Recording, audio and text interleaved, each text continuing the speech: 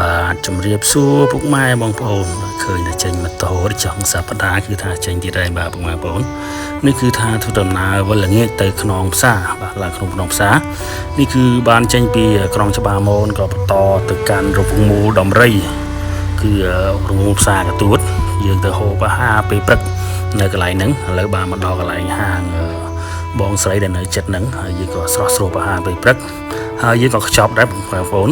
ខ្ចប់ម្នាក់មកថងយកទៅហូបនៅលើភ្នំខ្នងផ្សារសម្រាប់ម៉ូតូខ្ញុំនេះគឺថាមានបញ្ហាតាក់ទងរបញ្ហាអត់ឃើញដល់តែហើយវាចេញតាមក្បាលវ៉ាល់បងប្អូនបាទឥឡូវក៏បន្តដំណើរទៅខាងសហគមន៍តាមខាងសហគមន៍ខ្នងផ្សារឬក៏ទៅយើងទៅខាងបរិស្ថានព្រោះយើងធ្វើឡើងទៅលើភ្នំសម្រាប់ពុកម៉ែបងប្អូនដែលចង់ឡើងលើភ្នំខ្នងផ្សារគួរតែចូលទៅខាងបរិស្ថានយើងជួយដំណឹងទៅខាងបងប្អូនខាងបរិស្ថានទៅឲ្យគាត់បានដឹងឮនៅការធ្វើដំណើរឡើងខ្នងផ្សាររបស់យើងហើយអានេះគឺជាវីដេអូវគ្គមួយដោយសារវីដេអូវាច្រើននេះគឺបានមកដល់កន្លែងបងនំរ៉ាគីនបាទហើយខ្ញុំមកដល់ហើយក៏ឆ្លៀតបិទ sticker បាទសោះតែមួយហ្នឹងទេក៏បិទប្រហើយតែម្ដងទៅបាទសូមអរគុណច្រើនសូមជម្រាបលា